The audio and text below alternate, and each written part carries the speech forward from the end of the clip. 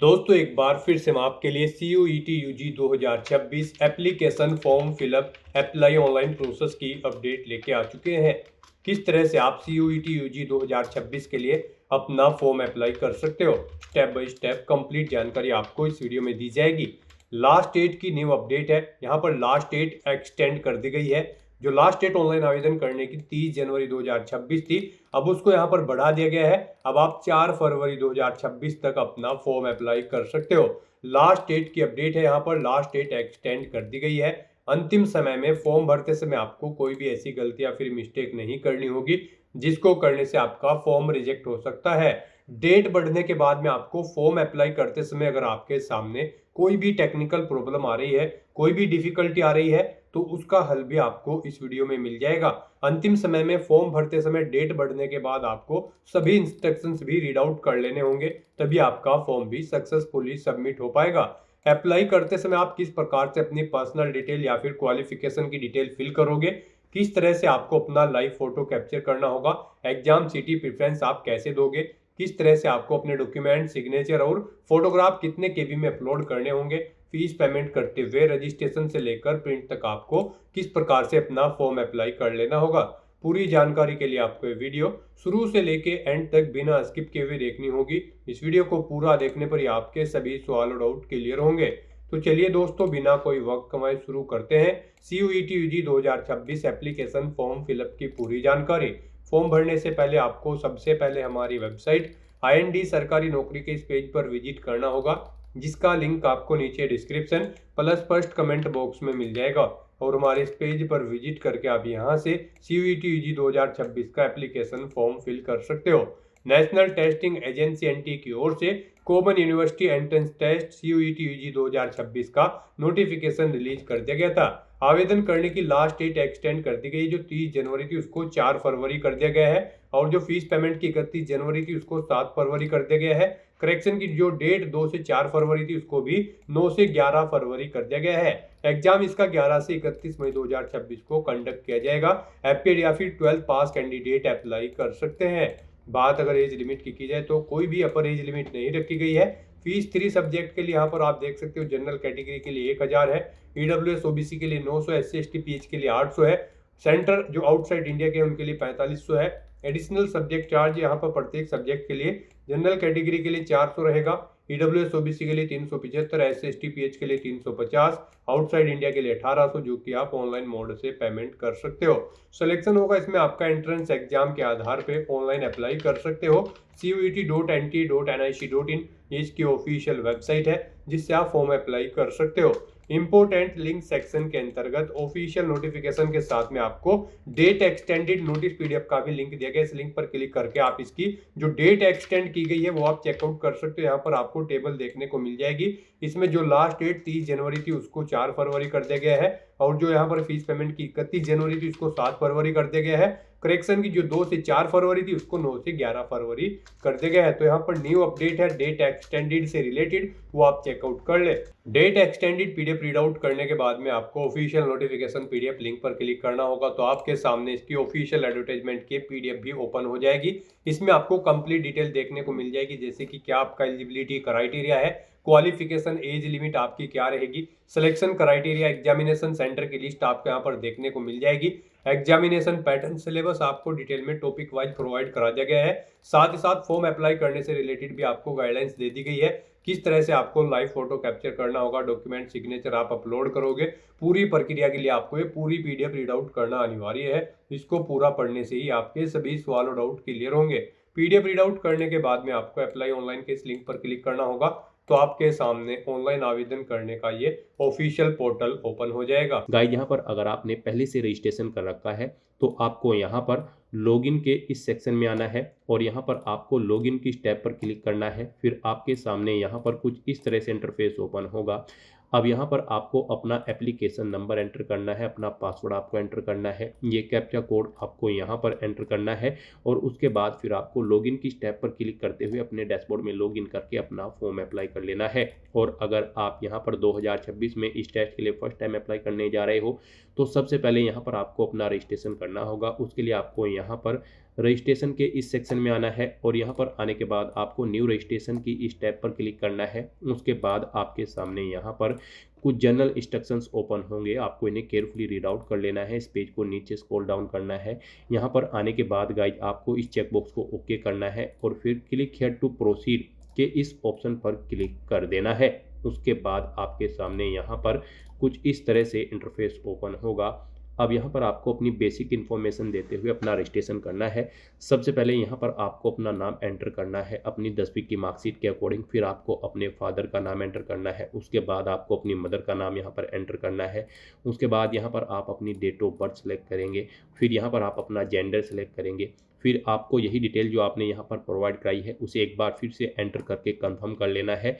यहाँ पर भी आपको पहले अपना नाम एंटर करना है, ऊपर जो आपने एंटर किया है सेम उसी के अकॉर्डिंग। फिर आपको अपने फादर और मदर का नाम यहाँ पर एंटर करना है। अपनी डेट ऑफ बर्थ आपको यहाँ पर दोबारा से सिलेक्ट कर लेनी है। अपना जेंडर आपको एक बार फिर से सिलेक्ट करना है।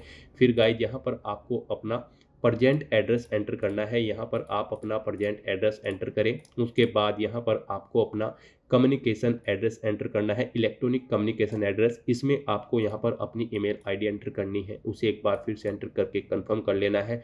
फिर यहाँ पर आपको अपना मोबाइल नंबर एंटर करना है, उसे भी एक बार फिर से एंटर करके कंफर्म कर लेना है। कोई ऑप्शनल अल्टरनेट कॉन्टैक्ट नंबर है तो वो आप यहाँ पर एंटर कर सकते हैं।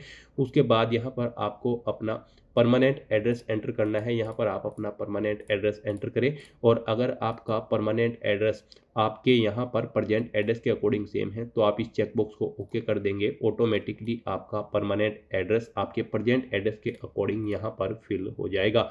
उसके बाद फिर यहाँ पर आपको अपना पासवर्ड क्रिएट करना है। इसके लिए आपको गाइडलाइन दी गई है।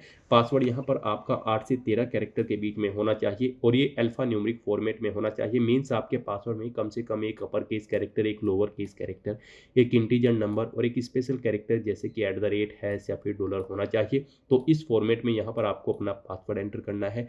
वही पासवर्ड आपको यहाँ पर एंटर करना है। उसके बाद यहाँ पर आपको अपना एक सिक्योरिटी क्वेश्चन सिलेक्ट करना है, उसका आंसर यहाँ पर आपको देना है। और फिर गाइज आपको यहाँ पर ये कैप्चा कोड इस बॉक्स में एंटर करना है और उसके बाद सबमिट के इस ऑप्शन पर क्लिक कर देना है। फिर यहाँ पर आपने रजिस्ट्रेशन में पीछे जो डिटेल प्रोवाइड कराई है उसका पूरा प्रीव्यू आपको शो कर दिया गया है। आपको सभी डिटेल्स केयरफुली चेकआउट करनी है। इस पेज को नीचे स्क्रॉल डाउन करना है। यहाँ पर आपको अपनी इन डिटेल के सभी चेक बॉक्सेस को आपको 1 बाय 1 करके ओके कर देना है। उसके बाद आपको डिक्लेरेशन सेक्शन में आना है। आई एग्री के इस चेकबॉक्स को भी ओके करना है। कहीं पर कोई मिस्टेक है आपके रजिस्ट्रेशन फॉर्म में तो आप एडिट रजिस्ट्रेशन फॉर्म के ऑप्शन पर क्लिक करके एडिट कर सकते हैं। नहीं तो यहाँ पर गाइज अब आपको submit and send OTP to verify mobile number के इस ऑप्शन पर क्लिक करना है। फिर यहाँ पर आपके रजिस्टर्ड मोबाइल नंबर पर एक OTP आया होगा, वो OTP आपको यहाँ पर एंटर करना है और उसके बाद आपको सबमिट रजिस्ट्रेशन फॉर्म के इस ऑप्शन पर क्लिक करना है। इस तरह से यहाँ पर आपका रजिस्ट्रेशन सक्सेसफुली कंप्लीट हो चुका है। आपको आपके डैशबोर्ड में डायरेक्ट कर दिया गया है। यहाँ पर आपको एक एप्लीकेशन नंबर प्रोवाइड कर दिया गया है। ये एप्लीकेशन नंबर आपके रजिस्टर्ड मोबाइल नंबर और ईमेल आईडी पर भी सबमिट कर दिया गया है। आपको इसे केयरफुली नोट डाउन करके रख लेना है फ्यूचर यूज के लिए। और गाइस यहाँ पर अब आपको अपना फॉर्म अप्लाई करने के लिए कंप्लीट एप्लीकेशन फॉर्म के इस ऑप्शन पर क्लिक करना है। नेक्स्ट आपके सामने कुछ इस तरह से इंटरफेस ओपन होगा। अब यहाँ पर आपका फॉर्म स्टार्ट हो चुका है। आपकी कॉन्टैक्ट डिटेल तो सक्सेसफुली कंप्लीट हो चुकी है जो आपने पीछे फिल की है। अब आपको बाकी के 11 स्टेप कंप्लीट करने हैं। टोटल 12 स्टेप्स है। यहाँ पर आपको 1 बाय 1 करके इन स्टेप को कंप्लीट करते हुए अपना फॉर्म अप्लाई करना है। तो यहाँ पर अब आपको आगे के लिए पर्सनल डिटेल के इस ऑप्शन पर क्लिक करना है। अब यहाँ पर आपको अपनी पर्सनल डिटेल प्रोवाइड करनी है। कुछ डिटेल आपको आपकी ऑटोमेटिकली फिल मिलेगी ऊपर जो आपने यहाँ पर रजिस्ट्रेशन टाइम पे प्रोवाइड कराई थी, जैसे कि आपका नाम, आपकी डेट ऑफ बर्थ, आपके फादर और मदर का नाम। बस यहाँ पर अब आपको अपनी नेशनलिटी सेलेक्ट करनी है। उसके बाद यहाँ पर गाइज आपको अपना डोमिसाइल स्टेट सेलेक्ट करना है, जिस स्टेट से आप बिलोंग करते हैं। फिर यहाँ पर आपको अपनी कैटेगरी सेलेक्ट करनी है, जिस कैटेगरी से आप बिलोंग करते हैं। उसके बाद यहाँ पर आपको अपनी कैटेगरी एक बार फिर से सिलेक्ट कर लेनी है। फिर यहाँ पर आपसे पूछा गया है अगर आप रिजर्व कैटेगरी से बिलोंग करते हैं तो क्या आपके पास यहाँ पर कास्ट सर्टिफिकेट है, अगर है तो आप येस करेंगे और फिर उसकी डिटेल यहाँ पर प्रोवाइड करेंगे, जैसे कि कैटेगरी सर्टिफिकेट, ID नंबर और किस डेट को वो इशू हुआ है वो डेट आपको देनी देनी है, किस अधिकारी ने आपको जारी किया है उसकी डेजिग्नेशन, पोस्ट का नाम यहाँ पर आपको देना होगा। और अगर आप यहाँ पर जनरल कैटेगरी कैंडिडेट हैं तो फिर आपको ये डिटेल देने की ज़रूरत नहीं पड़ेगी।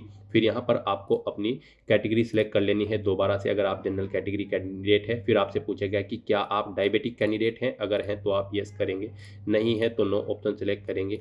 अपना रेजिडेंस यहाँ पर आप सिलेक्ट करेंगे, आप ग्रामीण क्षेत्र से हैं या फिर शहरी क्षेत्र से, आप अपने अकॉर्डिंग ऑप्शन सेलेक्ट करेंगे। अपनी फैमिली की एनुअल इनकम यहाँ पर आप सिलेक्ट करेंगे, सालाना इनकम। उसके बाद आपसे पूछा गया है कि क्या आप माइनॉरिटी कम्युनिटी से बिलोंग करते हैं, अगर करते हैं तो यस करेंगे। और फिर यहाँ पर आप अपना रिलीजन सेलेक्ट करेंगे, और अगर आप माइनॉरिटी कम्युनिटी से बिलोंग नहीं करते हैं तो आप सिंपली नो ऑप्शन सेलेक्ट करेंगे। फिर आपसे पूछा गया है कि क्या आप रक्षा कार्मिक या फिर भूतपूर्व सैनिकों के प्रतिपालित कैंडिडेट हैं, अगर हैं तो आप यस करेंगे, नहीं है तो नो ऑप्शन सेलेक्ट करेंगे। एनसीसी कोटा से हैं तो आप यस करेंगे, नहीं तो नो ऑप्शन सेलेक्ट करेंगे। स्पोर्ट कोटा से हैं तो यस करेंगे, नहीं तो नो ऑप्शन सेलेक्ट करेंगे। फिर उसके बाद गाइज आपको ये कैप्चा कोड यहाँ पर एंटर करना है और उसके बाद सेव एंड नेक्स्ट के इस ऑप्शन पर क्लिक करना है। फिर यहाँ पर आपसे पूछा गया है कि क्या आप पीडब्ल्यूडी या फिर पीडब्ल्यूबीडी कैंडिडेट हैं, अगर हैं तो आप यस ऑप्शन सेलेक्ट करेंगे, उसकी डिटेल प्रोवाइड कराएंगे, नहीं है तो नो ऑप्शन सेलेक्ट करेंगे। उसके बाद गाइज आप ये कैप्चा कोड यहाँ पर एंटर करेंगे और फिर सबमिट एंड नेक्स्ट के इस ऑप्शन पर क्लिक कर देंगे। नेक्स्ट यहाँ पर आपको अपनी आइडेंटिटी की डिटेल प्रोवाइड करनी है। यहाँ पर आपके पास मल्टीपल ऑप्शन है, आप आधार, डिजी लॉकर या फिर पासपोर्ट या फिर पैन कार्ड के थ्रू अपनी आइडेंटिटी की डिटेल प्रोवाइड कर सकते हैं। यहाँ पर आप अगर आधार ऑप्शन सेलेक्ट करते हैं ये आपके लिए बेस्ट रहेगा। आप फिर इस रेडियो बटन को ओके करें कि क्या आप अपनी स्वेच्छा से अपना आधार नंबर साझा करने के लिए सहमत हैं। उसके बाद गाइड यहाँ पर आप अपना आधार नंबर एंटर करें, उसे एक बार फिर से एंटर करके कन्फर्म कर लें और फिर आप ये कैप्चा कोड यहाँ पर एंटर करें और उसके बाद सबमिट के इस ऑप्शन पर क्लिक कर दें। तो इस तरह से आप अपनी चॉइस के अकॉर्डिंग किसी भी ऑप्शन का यूज करते हुए यहाँ पर अपनी आइडेंटिटी की डिटेल प्रोवाइड कर सकते हैं। फिर यहाँ पर आपसे पूछा गया है कि क्या आपके पास अपार आईडी है, अगर है तो यस करें और उसकी डिटेल दें, नहीं है तो नो ऑप्शन सेलेक्ट करें और उसके बाद फिर गाइड आप यहाँ पर सबमिट के इस ऑप्शन पर क्लिक कर दें। नेक्स्ट यहाँ पर आपको अपने टेस्ट पेपर सेलेक्ट करने हैं और एग्जामिनेशन सेंटर सेलेक्ट करने हैं। आप यहाँ पर मैक्सिमम 5 टेस्ट पेपर सेलेक्ट कर सकते हैं। 3 टेस्ट पेपर के लिए सेम फीस रहेगी और 3 के बाद अगर आप कोई और टेस्ट पेपर सेलेक्ट करते हैं, यानी कि एक और सब्जेक्ट सेलेक्ट करते हैं या फिर 2 सब्जेक्ट सेलेक्ट करते हैं, तो उनके लिए आपको यहाँ पर एडिशनल फीस चार्ज देना होगा। फीस का अमाउंट हम यहाँ पर आपको बता दें, गाइड आप हमारी वेबसाइट के इस पेज से चेकआउट कर सकते हो। 3 सब्जेक्ट के लिए जनरल कैटेगरी कैंडिडेट के लिए 1000 फीस है, ईडब्ल्यूएस ओबीसी के लिए 900, एससी एसटी पीएच के लिए 800 और यहाँ पर सेंटर आउटसाइड इंडिया के लिए 4500 रुपये फीस है। और उसके बाद आप अगर किसी एडिशनल सब्जेक्ट के लिए अप्लाई करते हैं तो फिर एक पेपर के लिए यानी कि एक सब्जेक्ट के लिए आपकी 400 रुपये फीस रहेगी जनरल कैंडिडेट के लिए। और अगर आप 1 से ज़्यादा टेस्ट पेपर के लिए अप्लाई करते हैं तो उसमें 400 और ऐड कर लीजिए। इस तरह से यहाँ पर आपकी फ़ीस का अमाउंट आप चेकआउट कर सकते हो। और यहाँ से अब आप अपने टेस्ट पेपर अपनी चॉइस के अकॉर्डिंग सेलेक्ट करें। तो यहाँ पर आप 1, 2, 3 या फिर 4 या फिर 5 टेस्ट पेपर सेलेक्ट करें अपनी चॉइस के अकॉर्डिंग। उसके बाद गाइड यहाँ पर आपको इस पेज को नीचे स्क्रॉल डाउन करना है। फिर यहाँ पर आपको अपने टेस्ट पेपर का मीडियम सेलेक्ट करना है। आप किस लैंग्वेज में अपना टेस्ट पेपर चाहते हैं, यहाँ पर हिंदी, इंग्लिश, आसामीज या फिर बंगाली, आप अपने अकॉर्डिंग ऑप्शन सेलेक्ट करें। उसके बाद यहाँ पर आपको अपनी एग्जाम सिटी सेलेक्ट करनी है। यहाँ पर आपको 4 चॉइसेस दी गई है, आप पहले स्टेट सेलेक्ट करें, उसके बाद एग्जाम सिटी सेलेक्ट करें। इस तरह से यहाँ पर आपको 1 बाय 1 करके 4 एग्जाम सिटी अपनी सेलेक्ट कर लेनी है। यहाँ पर आप अपनी चॉइस के अकॉर्डिंग अपनी एग्जाम सिटी इस तरह से सेलेक्ट कर सकते हैं। उसके बाद गाइड आपको यहाँ पर अपने फादर का व्यवसाय सेलेक्ट करना है। उसके बाद आपको अपने फादर की यहाँ पर योग्यता क्वालिफिकेशन सेलेक्ट करनी है, कहाँ तक वो पढ़े हुए हैं या फिर उनकी क्या क्वालिफिकेशन है। उसके बाद आपको अपनी मदर का व्यवसाय और क्वालिफिकेशन भी यहाँ पर सेलेक्ट कर लेनी है। और फिर आपको यहाँ पर ये कैप्चा कोड इस बॉक्स में एंटर करना है और उसके बाद सेव एंड नेक्स्ट के इस ऑप्शन पर क्लिक कर देना है। नेक्स्ट यहाँ पर आपको अपनी एजुकेशनल क्वालिफिकेशन की डिटेल देनी है। गाइस यहाँ पर CUET UG 2026 में पार्टिसिपेट करने के लिए आपका कम से कम 12वीं क्लास पास आउट होना जरूरी है या फिर आपका इसी साल 12वीं में अपीयर्ड होना अनिवार्य है। तो यहाँ पर अब आपको अपनी क्वालिफिकेशन की डिटेल प्रोवाइड करनी है। सबसे पहले यहाँ पर आपको अपनी 10वीं क्लास की डिटेल प्रोवाइड करनी है। यहाँ पर आपको बताना है कि आपने 10वीं क्लास पास आउट कर ली है, उसके बाद आपने किस ईयर में पास आउट की है वो ईयर आपको सेलेक्ट करना है।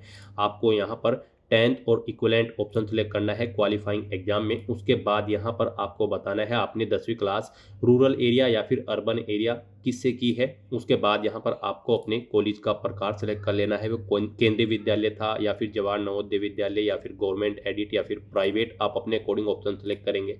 फिर यहाँ पर आपको स्टेट सेलेक्ट करना है जिससे आपने अपनी 10वीं क्लास पास आउट की है। फिर यहाँ पर आपको डिस्ट्रिक्ट सेलेक्ट करना है, उसके अकॉर्डिंग जिस डिस्ट्रिक्ट में आपका स्कूल था। फिर आपको बोर्ड का नाम यहाँ पर सेलेक्ट करना है जिस बोर्ड से आपने अपनी 10वीं क्लास पास आउट की है। रिजल्ट का मोड बताना है, उसका आपका रिजल्ट परसेंटेज में था, सीजीपीए में या फिर किसी अन्य मोड में, आप अपने अकॉर्डिंग ऑप्शन सेलेक्ट करेंगे। परसेंटेज में यहाँ पर अगर आपका रिजल्ट था तो फिर आप टोटल मार्क्स यहाँ पर एंटर करेंगे। फिर इनमें से आपने कितने मार्क्स ऑब्टेन किए हैं वो आप एंटर करेंगे। इस तरह से यहाँ पर आपकी परसेंटेज कैलकुलेट होकर आपके सामने फिर शो कर दी जाएगी। फिर यहाँ पर आपको अपना 10वीं का रजिस्ट्रेशन नंबर या फिर इनरोलमेंट नंबर या फिर रोल नंबर एंटर करना है।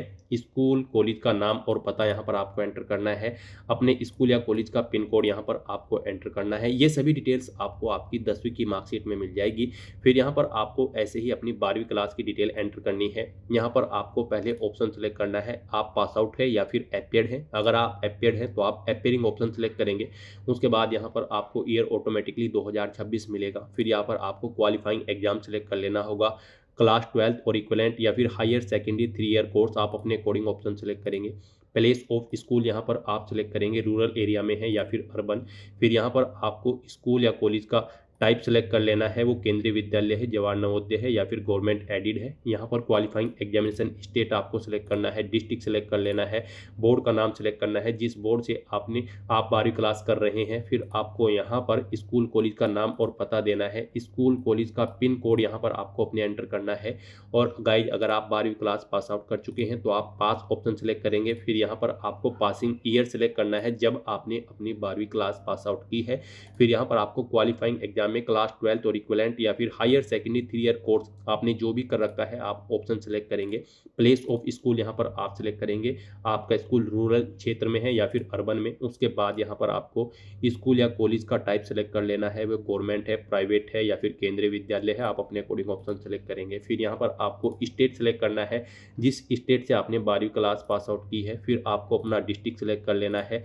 उसके बाद गाइस यहाँ पर आपको बोर्ड का नाम सेलेक्ट करना है जिस बोर्ड से आपने अपनी 12वीं क्लास पास आउट की है। उसके बाद यहाँ पर आपको रिजल्ट का मोड बताना है, आपका रिजल्ट परसेंटेज में था, सीजीपीए में था या फिर किसी अन्य मोड में, आप अपने अकॉर्डिंग ऑप्शन सेलेक्ट करेंगे।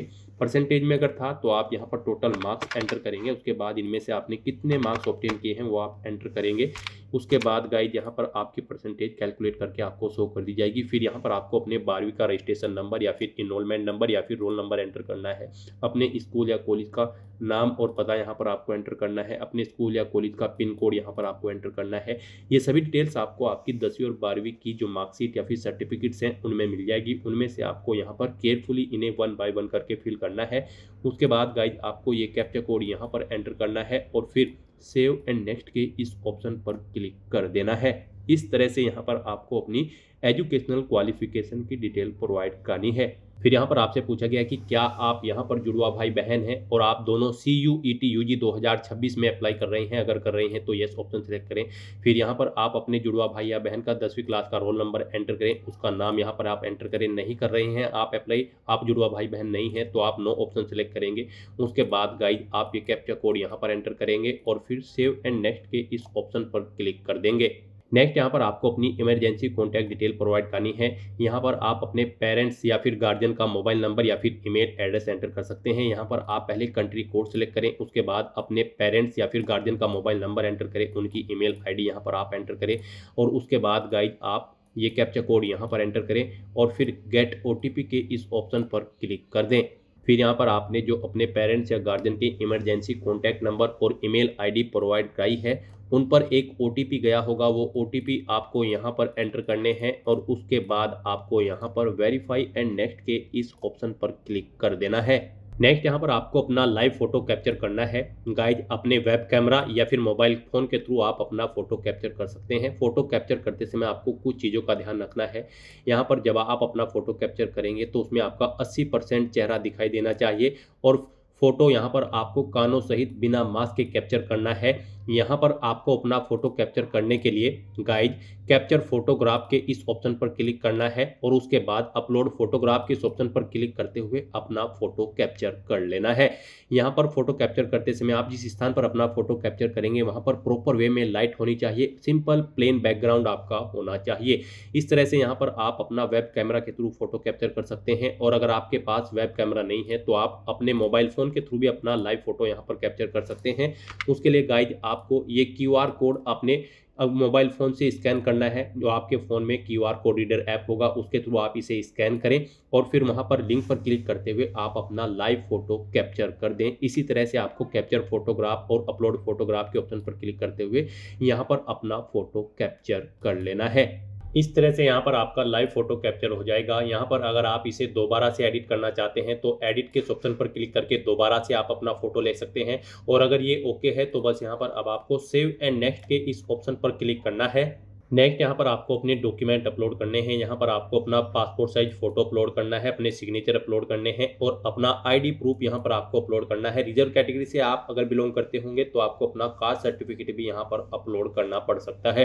तो यहाँ पर आपको अपने इन डॉक्यूमेंट को अपलोड करने से पहले गाइडलाइन को चेकआउट कर लेना है और इनके अकॉर्डिंग आपको अपने डॉक्यूमेंट अपलोड करने हैं। यहाँ पर आपका जो पासपोर्ट साइज फ़ोटो होगा उसमें आपका 80% चेहरा होना चाहिए और ये JPG या फिर JPEG फॉर्मेट में होना चाहिए। 10 KB से 200 KB के बीच में आपका फ़ोटो होना चाहिए।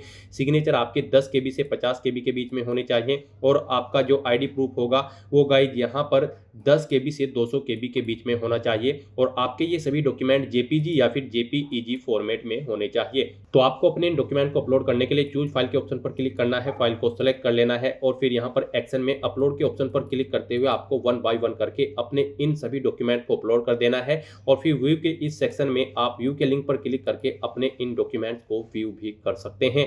इस तरह से अपना फ़ोटो, सिग्नेचर और ID प्रूफ अपलोड करने के बाद फिर आपको ये कैप्चा कोड यहाँ पर एंटर करना है और उसके बाद सेव एंड नेक्स्ट के इस ऑप्शन पर क्लिक कर देना है। नेक्स्ट यहाँ पर आपको आपके एप्लीकेशन फॉर्म का पूरा प्रीव्यू शो कर दिया गया है। आपको सभी डिटेल्स केयरफुली चेकआउट करनी है। इस पेज को नीचे स्क्रॉल डाउन करना है। यहाँ पर आपको इन सभी डिटेल्स के चेक बॉक्सेस को 1 बाय 1 करके ओके कर देना है। फिर आपको डिक्लेरेशन सेक्शन में आना है, आई एग्री के चेकबॉक्स को भी ओके करना है और उसके बाद गाइज आपको फाइनल सबमिशन ऑफ एप्लीकेशन के इस ऑप्शन पर क्लिक करना है। इस तरह से यहाँ पर आपका एप्लीकेशन फॉर्म सक्सेसफुली सबमिट हो जाएगा। यहाँ पर आपका एप्लीकेशन फॉर्म तो सबमिट हो चुका है लेकिन कंसीडर इसे आपके फीस पेमेंट के बाद ही किया जाएगा। गाइज यहाँ पर आपको आपके सब्जेक्ट के अकॉर्डिंग और आपकी कैटेगरी के अकॉर्डिंग एप्लीकेशन फीस का अमाउंट देखने को मिल जाएगा। आपको ये फीस पेमेंट करना होगा। यहाँ पर आपका फॉर्म तो सबमिट हो चुका है, इसमें अगर कोई मिस्टेक है तो आप अगर एडिट करना चाहते हैं तो एडिट एप्लीकेशन फॉर्म के ऑप्शन पर क्लिक करके इसमें एडिट कर सकते हैं। और यहाँ पर आपको फीस पेमेंट करने से पहले अपनी ईमेल आईडी को वेरीफाई कर लेना है। यहाँ पर आपको your email ID yet to be verified, click here to verify your email ID first. आपको अब इस ऑप्शन पर क्लिक करना है और पहले अपनी ईमेल आईडी को यहाँ पर वेरीफाई करना है, उसके बाद आपको अपना फीस पेमेंट करना है। तो आप your email ID yet to be verified के इस ऑप्शन पर क्लिक करें। नेक्स्ट आपके सामने कुछ इस तरह से इंटरफेस ओपन होगा। अब गाइज यहाँ पर आपको अगर अपनी ईमेल आईडी चेंज करनी है तो आपके पास ऑप्शन है, आप चेंज ईमेल आईडी के ऑप्शन पर क्लिक करके अपनी ईमेल आईडी चेंज कर सकते हैं। उसके बाद आप उसे वेरीफाई कर सकते हैं और अगर आपको चेंज नहीं करनी है तो बस अब आपको ये कैप्चा कोड यहाँ पर एंटर करना है और उसके बाद सबमिट एंड गेट OTP के इस ऑप्शन पर क्लिक करना है। फिर आपकी रजिस्टर्ड ईमेल आईडी पर एक OTP आया होगा, वो OTP आपको यहाँ पर एंटर करना है और उसके बाद आपको वेरीफाई के इस ऑप्शन पर क्लिक करते हुए अपनी ईमेल आईडी को वेरीफाई कर लेना है। किसी कारणवश अगर OTP नहीं आया है तो आप रिसेंट कोड के ऑप्शन पर क्लिक करके दोबारा से अपना OTP यहाँ पर मंगाकर उसे वेरीफाई कर सकते हैं। इस तरह से आपकी ईमेल आईडी वेरीफाई हो जाएगी, आपको आपके डैशबोर्ड में डायरेक्ट कर दिया जाएगा। अब यहाँ पर आपको अपना फीस पेमेंट करना है। फीस पेमेंट करने के लिए अब आपको गाइड पे एग्जामिनेशन फीस के इस ऑप्शन पर क्लिक करना है। उसके बाद आपके सामने कुछ इस तरह से इंटरफेस ओपन होगा। अब आप ऑनलाइन पेमेंट के इस ऑप्शन पर क्लिक करें और फिर प्रोसीड फॉर पेमेंट के इस ऑप्शन पर क्लिक कर दें। नेक्स्ट आपके सामने कुछ इस तरह से इंटरफेस ओपन होगा। अब यहाँ पर आपके पास 4 ऑप्शन है, इनमें से आप किसी का भी यूज करते हुए अपना फीस पेमेंट कर सकते हैं। आप SBI MOPS, Canara bank payment या फिर HDFC बैंक पेमेंट या फिर ICI बैंक पेमेंट गेटवे, इनमें से किसी का भी यूज करते हुए अपना फीस पेमेंट कर सकते हो। तो यहाँ पर आप जिस ऑप्शन के थ्रू फीस पेमेंट करना चाहते हैं उसे आप सेलेक्ट करें और उसके बाद प्रोसीड फॉर पेमेंट के इस ऑप्शन पर क्लिक कर दें। नेक्स्ट आपके सामने कुछ इस तरह से इंटरफेस ओपन होगा। अब यहाँ पर आप नेट बैंकिंग या फिर डेबिट कार्ड, क्रेडिट कार्ड या फिर यूपीआई के माध्यम से अपना फीस पेमेंट कर सकते हैं। यहाँ पर आपके लिए सबसे बेस्ट और इजी ऑप्शन यूपीआई का रहेगा, तो आप यूपीआई के इस ऑप्शन पर क्लिक करें। फिर आपके सामने कुछ इस तरह से इंटरफेस ओपन होगा। अब गाइस यूपीआई में भी आपके पास फीस पेमेंट करने के लिए दो ऑप्शन है। आप अपनी यूपीआई आईडी एंटर करके अपना फीस पेमेंट कर सकते हैं, या फिर आप क्यूआर कोड के इस ऑप्शन पर क्लिक करके क्यूआर कोड का यूज करते हुए अपना फीस पेमेंट कर सकते हैं। तो यहाँ पर आप अपनी चॉइस के अकॉर्डिंग किसी भी ऑप्शन का यूज करते हुए अपना फीस पेमेंट करें। क्यूआर कोड ऑप्शन का यूज करते हुए अगर आप अपना फीस पेमेंट करना चाहते हैं तो आपके सामने ये क्यूआर कोड शो होगा, आप इसे अपने यूपीआई से स्कैन करें और अपना फीस पेमेंट कर दें। गाइस यहाँ पर आपको आपकी कैटेगरी और सब्जेक्ट पेपर के अकॉर्डिंग एप्लीकेशन फीस का अमाउंट पे करना होगा, जो कि हम आपको ऑलरेडी बता चुके हैं। एक बार फिर से बता दें, यहाँ पर 3 सब्जेक्ट के लिए जनरल कैंडिडेट के लिए 1000 रुपये फीस है, ईडब्ल्यूएस ओबीसी के लिए 900, एससी एसटी पीएच के लिए 800, आउटसाइड इंडिया सेंटर के लिए 4500 रुपये फीस है। और 3 सब्जेक्ट के बाद अगर आप किसी भी सब्जेक्ट के लिए अप्लाई करते हैं फिर प्रत्येक सब्जेक्ट के लिए आपको 400 रुपये फीस देनी होगी। जनरल कैंडिडेट को, ईडब्ल्यूएस ओबीसी को 375, एससी एसटी पीएच को 350 रुपये फीस देनी होगी। और सेंटर्स आउटसाइड ऑफ इंडिया के लिए 1800 रुपये रहेगी यहाँ पर, अगर आप एडिशनल सब्जेक्ट के लिए अपना टेस्ट पेपर सेलेक्ट करते हैं। तो इस तरह से यहाँ पर आपको अपना फीस पेमेंट देना होगा। सक्सेसफुली फीस पेमेंट करने के बाद यहाँ पर आपके एप्लीकेशन फॉर्म की सभी टास्क कंप्लीट हो जाएगी, आपको आपके डैशबोर्ड में डायरेक्ट कर दिया जाएगा। वहां से आप अपने एप्लीकेशन फॉर्म का एक हार्ड कॉपी प्रिंट आउट ले लें फ्यूचर यूज के लिए, फ्यूचर रेफरेंस के लिए। तो दोस्तों ऐसे आप CUET UG 2026 के लिए अपने फॉर्म अप्लाई कर सकते हो बिना कोई मिस्टेक किए हुए। आज की इस वीडियो में बस इतना ही। आई होप ये वीडियो आपको पसंद आई होगी। अगर पसंद आई हो तो इसे लाइक और शेयर करें, चैनल पर नए हो तो इसे सब्सक्राइब कर लें। Thanks for watching.